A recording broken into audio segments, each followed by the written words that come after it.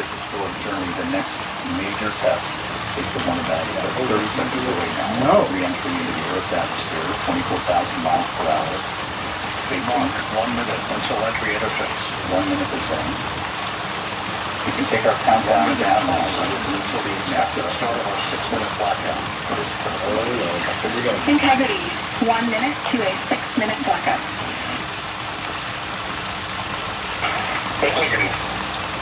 I didn't even know until now it was called integrity. No, and that's the scary bit right there. I knew it was called Artemis. Right. There's so much shit going on in the world. Right. We haven't had time to even talk about it. No.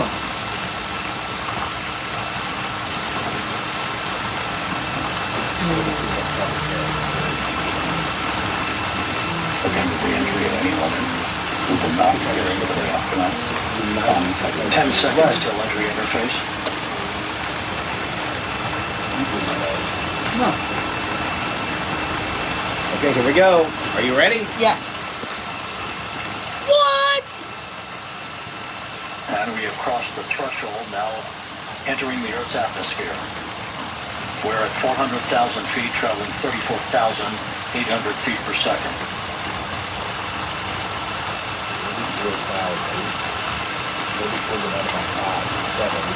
Time to splash down, 13 minutes, 10 seconds. This is incredible to witness. Susan, I gather that's some of the heat right there. Yes, that's the plasma. Oh, the plasma and the heat surrounding this capsule And as predicted, we've entered our communications blackout. is what feeds the blackout. This will be a 6-minute blackout period. 6 minutes. No voice, no data from the crew. No voice, no data from the crew as they're hearing from NASA right now. Dr. Hakeem Ulushei, an astrophysicist, science educator, has been with us throughout published these last 10 days. And Hakeem, Right. throughout, this is one of the most anxious times of the entire journey. The true test of our trajectory. Absolutely is.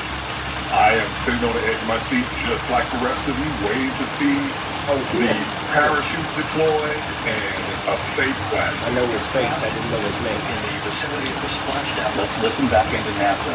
Again, they'll let us know in 5 minutes now if they regain communication with those 4 astronauts. As we enter I love that man. heat He's super in the Earth's clever. atmosphere, the first tug of gravity being felt by Integrity's astronauts since their launch back on April 1st. The British guy passed away on this week. Yep. Of course, we're thinking of the families of pilot Victor Glover, mission pilot, three vice 4.5 minutes until the end of the blackout period. Christina Cook, 4.5 minutes to go until we hear from them again. Time Jeremy is Hansen, down 11 minutes, 33 seconds. of course, the Canadian astronaut. Everyone on board making history in their own way.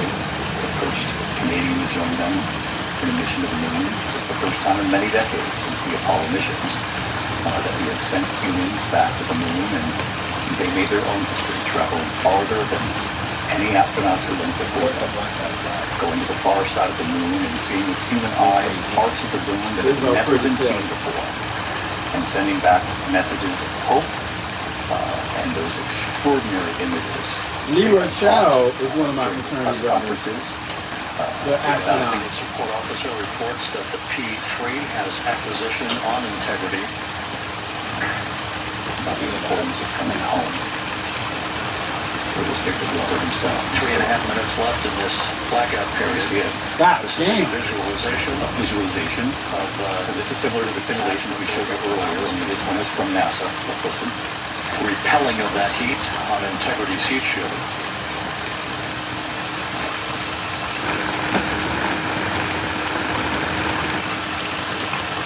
I was saying Victor Glover, the mission pilot, was asked, They would have a chase. what is he most looking forward to? Okay. He says, splashdown. And who could argue with that? He also talked about this being like riding a fireball through the atmosphere. This incredible moment. And this visualization from NASA has explained this, why there would be a blackout during this period of time.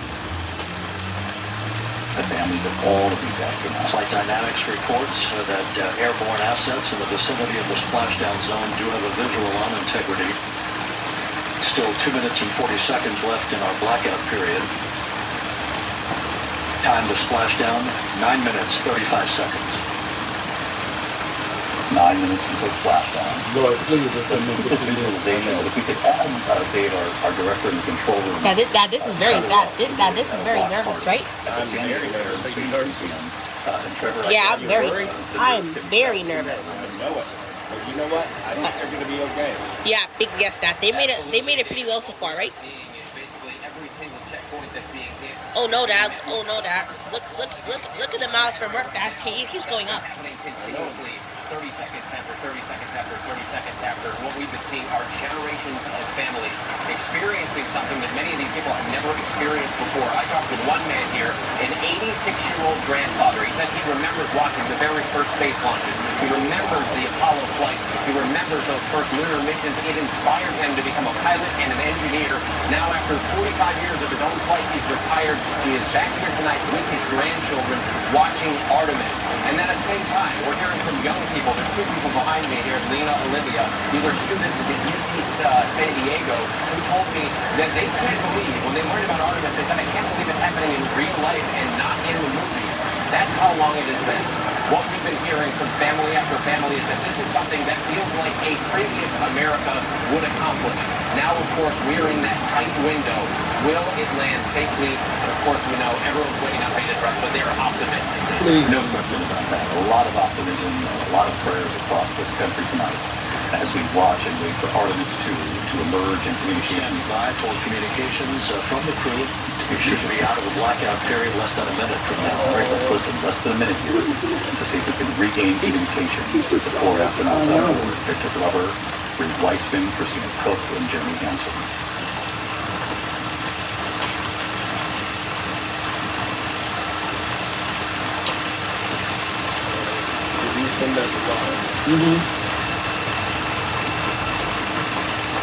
We are now processing data from Integrity.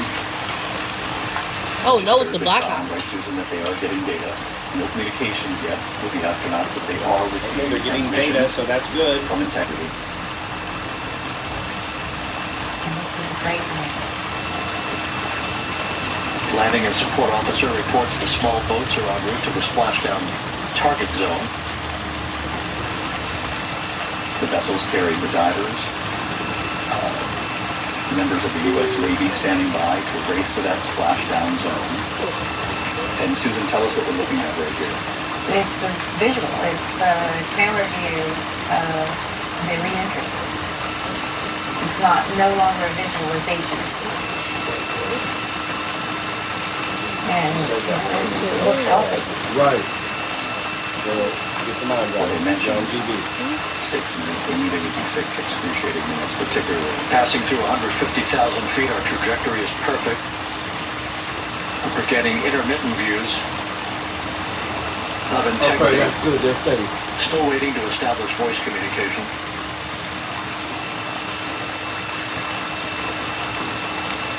Integrity, Houston, comm check, post-blackout. Houston, Integrity, you have you loud and clear. Your trajectory is nominal, and your recovery teams have visual. So there you go. Guys, looks good.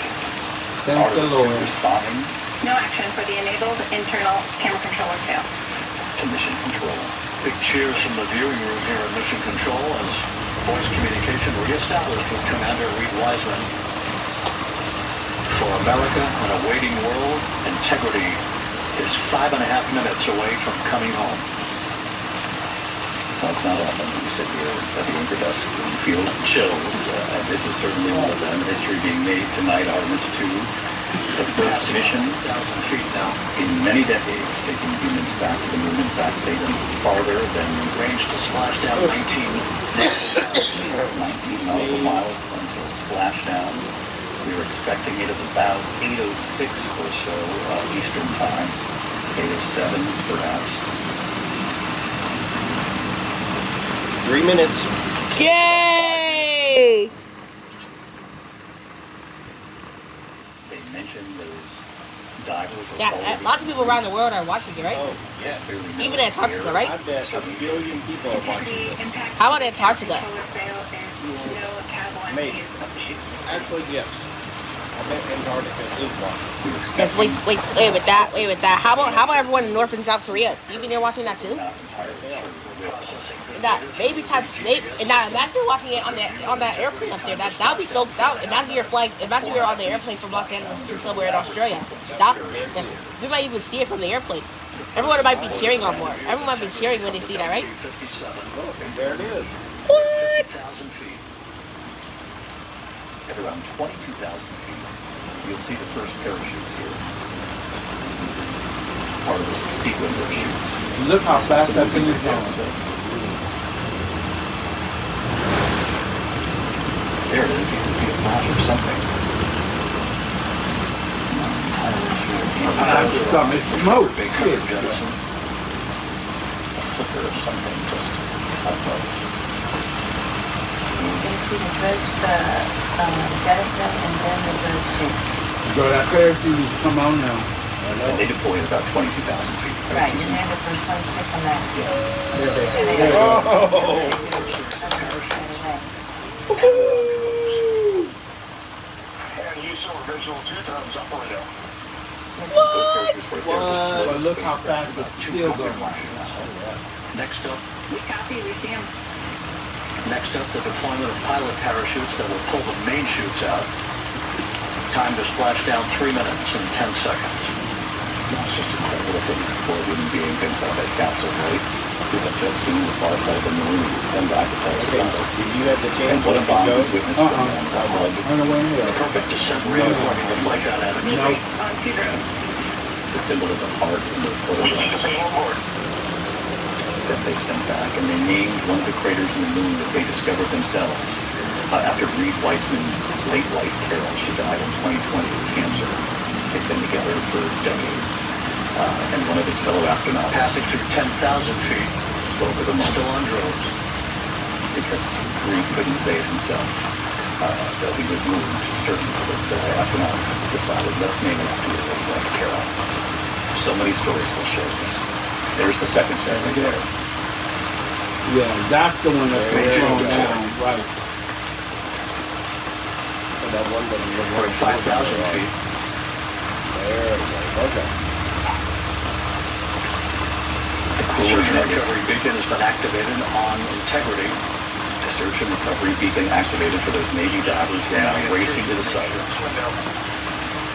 There we go. Good 3 main chutes, good reefing, good descent rate. Good looking parachute. This is a picture.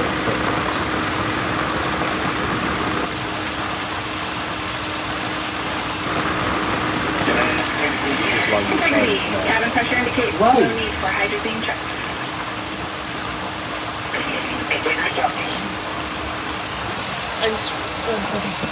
This is a perfect descent for integrity. Gets crew sounding hale and hearty on board. Glad to hear it. Time to splash down 1 minute, 15 seconds. 1 minute, 15 seconds until splashdown in the Pacific Ocean off the San Diego. The USS John Murphy is in the region. Navy divers will race to the craft. They will deploy that inflatable around the chassis of the craft. With a journey spanning 694,481 miles from its launch from the Kennedy Space Center back on April 1st, and a trip around the moon.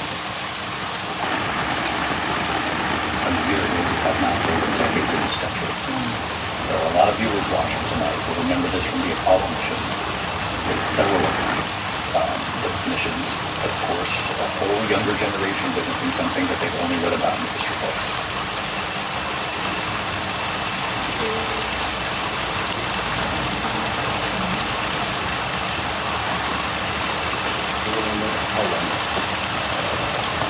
So a flash there of the Are capsule. those little Passing flares? through 1,000 feet. Maybe it's gases coming out. Probably, but all that damn heat, that thing will be cooling down. Oh, that must have been infrared or something. Right. There's more space. I'll have a little piece. All right. I'll let you. Oh my, I can't take my eyes away. This is so good. The those 3 parachutes, of course, at the end of that sequence, certainly the ones that are doing the most in the minute and trying to slow this capsule. What? Slow integrity down to about 20 miles per hour. There's the Oh, splashdown. there it is. What? Splashdown confirmed at 7:07 p.m. Central Time, 5:07 p.m. Pacific Time. Which, by the way, is exactly what Boy, NASA said would I happen. bet the We're 7 minutes heat past in the that The water. exploration of our celestial neighbor is complete. Oh, Integrity down to back on up. In the Pacific, the divers will get there. They will look at the outside of integrity to make sure. And the landing and support officer reports the vehicle is stable 1. Stable. There We you go. still will be deploying the crew module uprighting system to maintain that orientation. A perfect bullseye splashdown for integrity and its 4 astronauts.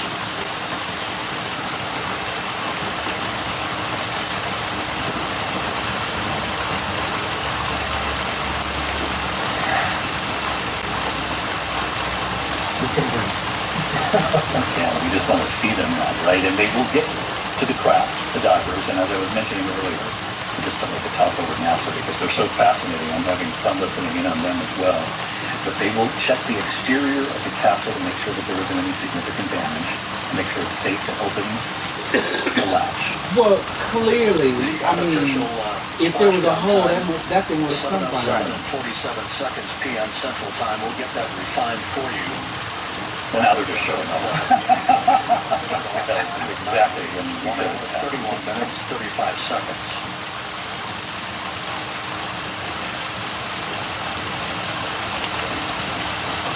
There will be an initial And check. they're configuring for a very low data rate. They will initially check to make sure that all of the astronauts are feeling okay. Oh, look, there they are. And then they're going to take Splashdown occurring in the Pacific, southwest of San Diego at 7:07 and 47 seconds p.m. Oh my goodness, that kind of looks like virtual real cam, right? It does. Yes. We have you the same, we'll meet you over in making their way to integrity. Perfect communications established. October is the first time that the U.S. Navy has teamed up with NASA to get to the crew Oh my on God, board. what it must be like to be in that speedboat, 3 going out there to Americans, meet that thing. Marine crew members, that is not their complexion. That is the fact that they're in great condition. That's what that means. So stable 1, upright. The crew module uprighting system is being deployed. The 5 airbags being inflated through helium to maintain the upright configuration Got of the it. vehicle. So once it hits This the was a ground, textbook it entry in a inflates at the bottom. Okay. Reed Wiseman, Victor Yeah, there it Phillips, is, Christina to make Koch, sure it and doesn't Jeremy sink. Hansen back on It's Earth buoyant. after a journey around the moon. We literally thought of that. Oh, of course, and literally so they can actually see it. We were the ones up there. We know that standing by are 2 Navy MH-60 helicopters. They actually have cameras on them. We're getting some of these images from those helicopters. They're going to be carrying them to the nearby ship, the USS Merthyr, which is waiting. They're going to put 2 of the astronauts on each helicopter.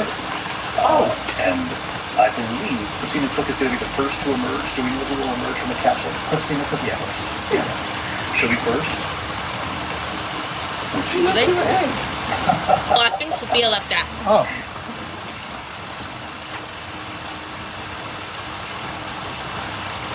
And Susan, you know, all through the relief, the sighs from these families witnessing. Daddy, you need some?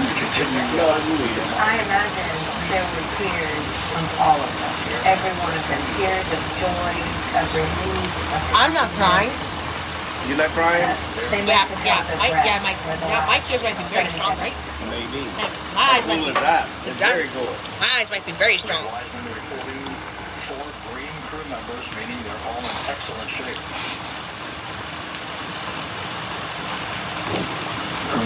Green crew members is code for excellent shape. Usually when you see Yeah. someone green, although I don't know what kind of paycheck that is, but baby. I wouldn't be surprised if they did look a little green after what they did. But that's not what it means. It's simply means they are in great shape. The divers reaching Our beacon is in for electric. Yes. We see the beacon on, however, the recovery team is not seeing the signal. Your SAR radio uses the same antenna, so you may run into trouble with the radio. Okay, copy, and we're also firing up some pretty awesome now. An extraordinary moment where we will see the hatch lifted, and the astronauts, again, as I mentioned, will be checked for a quick medical evaluation because something far more extensive on board the USS Norfolk. Continues to jump out. Right. Will be taken away The by whole those two world at helicopters. once. I've been over a very people like that. Oh, of course. 4 crew members are in excellent shape. With all the bullshit we starting around the world, we cannot afford to make this up. Maintain an upright configuration. God, imagine Cash was watching that. That make me crazy, right? I've been cashier. Yeah, he did not watch the launch. He did not watch the launch though. That's weird, right? Did we watch the launch? Yes.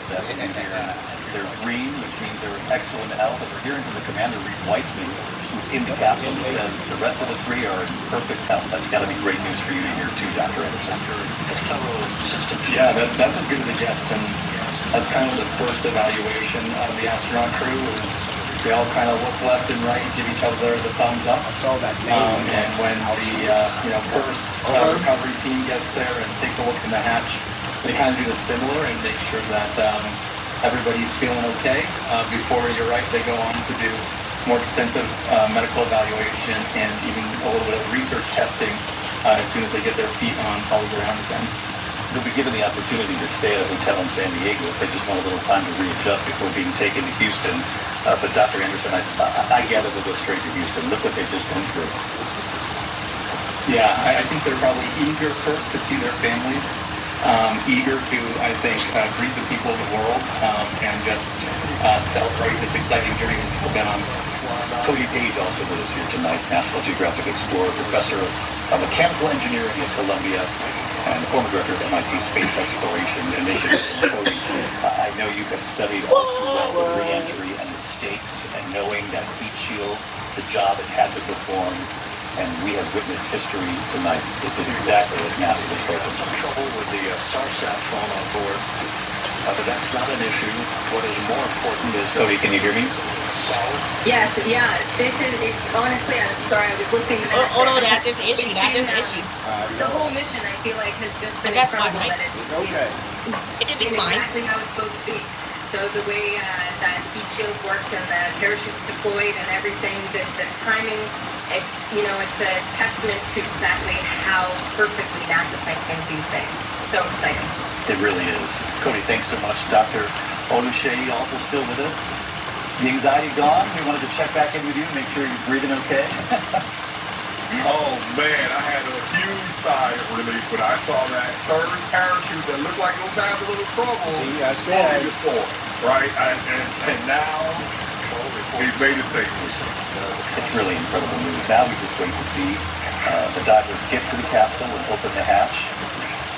Hakeem, thanks so much. Asa Stahl, also with us, science editor from the Planetary Society. Wait, Dad, how about those stuffed animals? How about those stuffed animals that those kids sent? That those kids sent. Oh, that's a good question. I don't know. And Matt, Dad, do you think they probably came back, or they probably came back. Yes. They didn't open anything to throw them out. Spectacular. I mean, I realized I was holding my breath, but I was at the launch and it felt... Sorry, Yeah, we can hear you. Please go. Yeah, okay, cool. It's fine. I just also hear the master broadcast. Yeah, it was at the launch just as almost surreal to see that we actually did it. It worked. And it was just so inspiring to see this is what we're capable of if we only try, if we make the investment in ourselves and in NASA. So I think a lot of people, millions of people around the world are seeing this and feeling inspired and ready to celebrate. And Asa, take us through these next few steps, because this really was the first step in what could be an extraordinary next couple of years here. The next Artemis mission will do some additional testing, and then the one that follows could be the one that actually lands on the moon. That's exactly right. And I tell you, after watching this, Pepper I can't wait for God. 2026 That's not good, right? or 2027 to not come soon enough. That's when Artemis 3 will happen. as you just said, that's going to be another crewed flight test, but it's not going to go to the moon in the back like Artemis 2 has. It's going to test out the spacecraft and docking procedures in orbit around Earth. And then Artemis 4, if all goes well, will happen in 2028, and that will be the actual lunar landing mission. And then it's hopefully off to the races. And NASA is going to do this every 6 months. And we know that 2 astronauts will be on board that mission to land. See, every 6 months is okay, but y'all need to make sure ain't nothing gonna be wrong with this shit when you keep sending them back up there. They might have launched as well, remembering. Because the problem is, they get too comfortable, an accident happens, and then everything's canceled for 10 months. Right.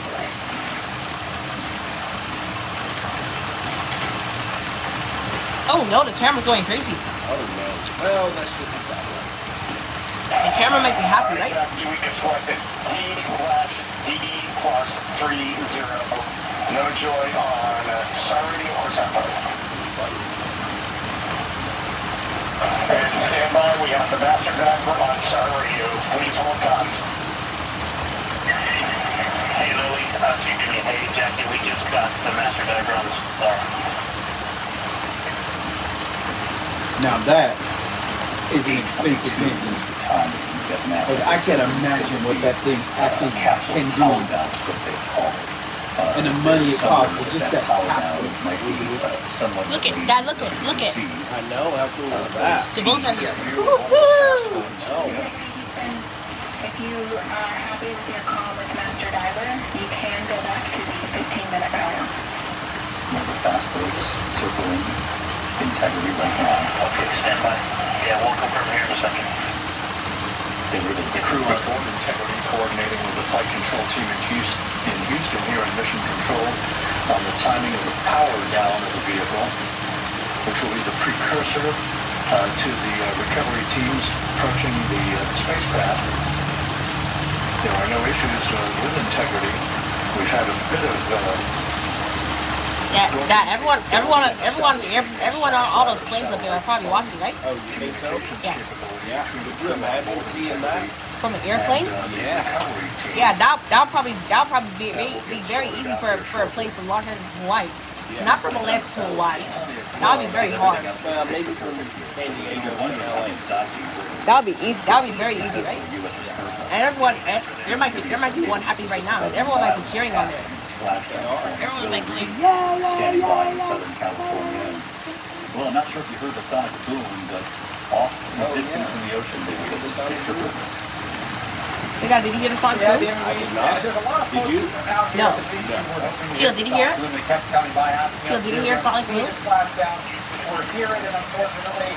No guys, but everybody knows that out there, the crew safely splashed down, and that the rest of the protocols are happening as they should be. Every precaution being taken, every item on the checklist being taken care of, and a sense of excitement here in San Diego. This feels like these astronauts who went further than anyone has Imagine seeing it from an Amtrak train.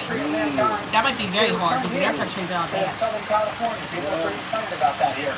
Even if they didn't hear the sonic boom, we were looking forward to that. Yes, the Amtrak, yes, especially on the surfliner, that'll be easy. Especially on the surfliner on the coast. Yes. You can see the teams in the water there, just off the coast of San Diego. And as Will was saying, we lost pride here in San Diego that they've been part of this history. Recovery teams are going to secure some lines here. They're waiting for the power down before they can get any closer to the capsule. Delayed, NASA says, because of some issues with the satellite communication. Oh no, there's an issue. I don't like issues. They're being extracted one by one from the vehicle. Front porch that I had mentioned earlier, that's the inflatable, nicknamed front porch, because they'll step out after the porch and they burn that moment. Integrity Houston for that phone. We are going to attempt to call you. I said we're going to attempt to call you.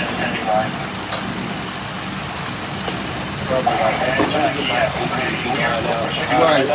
Open the door.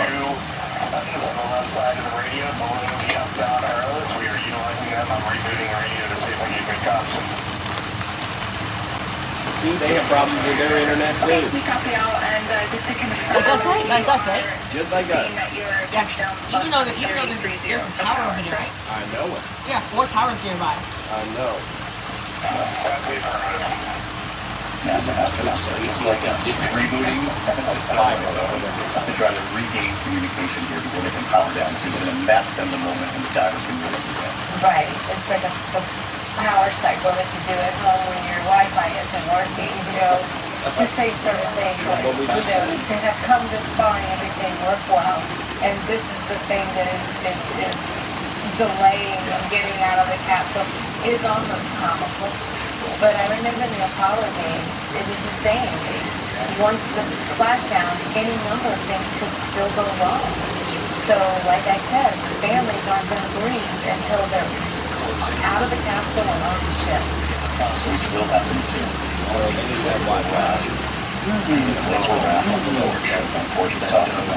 Did they have Wi-Fi while they were up there? Yes, they did on this flight. But when Apollo went up and back, we didn't have Wi-Fi. It didn't exist. Yeah, sadly, right? It's so cool that they have Wi-Fi there. Okay, let's see. Yes, I was not expecting any Wi-Fi. I was not expecting any Wi-Fi. At the very beginning of their journey, It was the first station. I realized that later on. 20,000 miles away they were, and they were able to speak with them, and it was remarkable because I remember speaking with Richard Glover and saying to him, with so much division that we see in this country, what do you see when you look down on planet Earth?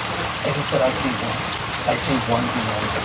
And I knew that was that reminder that he had just before they lost communication the first time, right, on the moon, when he repeated those words from Jesus, when he said the greatest commandment is to love one another. And then we had that blackout behind the moon.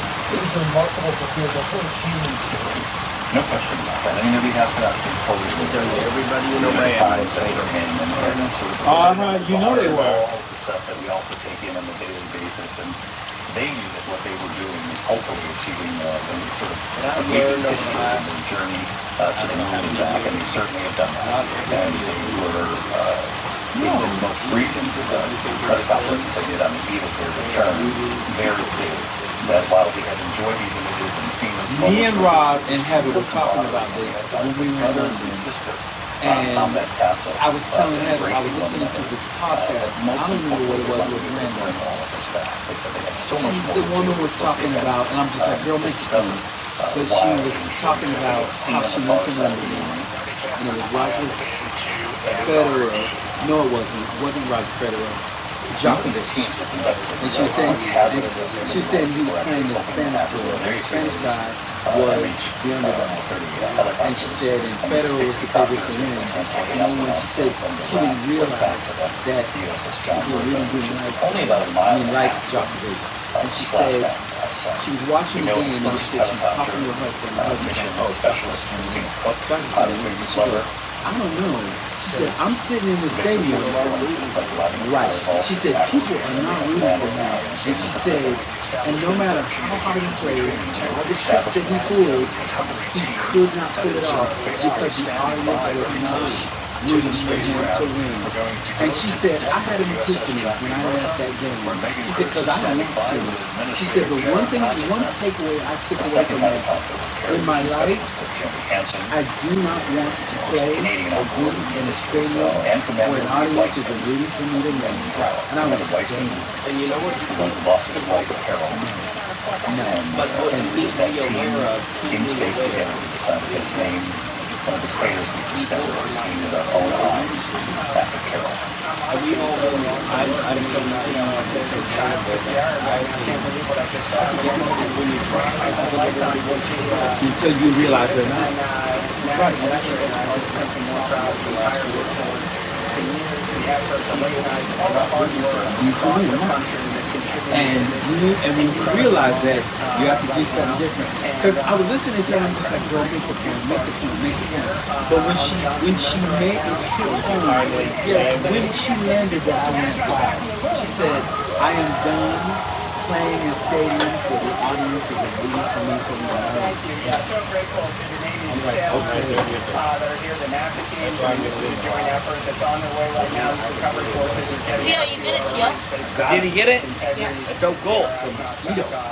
Wait, Tio, was it a mosquito? I don't know. Whatever it was, it was monkey. It was a tiny one, right? and integrity right there in the long Have run. we looked for butterflies? Not at the moment. Ooh, baby, that thing is fun. Oh, bet. They're like,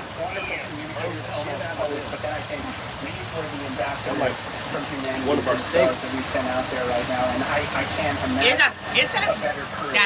It looks as burnt up as Mr. Crab at the Crab Patty as Mr. Crab's carrot patty. Yeah. Imagine Bikini Bottom sees it right above them. Oh my goodness. Yes, they might be all celebrating down there. They might be dancing and celebrating with lots of crab patties. SpongeBob say. What do you think he say? I don't know. What would he say? You might say, "Yay!"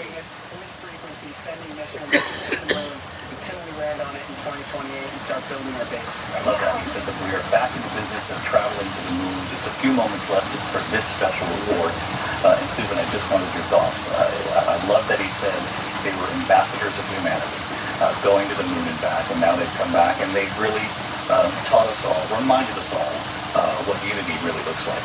Yes, they have done the incredible, and their lives have changed forever because they will forever be ambassadors for humanity. Well, Susan, thank you so much for being here, former NASA astronaut yourself. We are going to come back on the air when we do see those astronauts for the first time. I look forward to showing you that moment. In the meantime, we'll go back to regular programming. I'm David Muir here in New York. We'll see you shortly.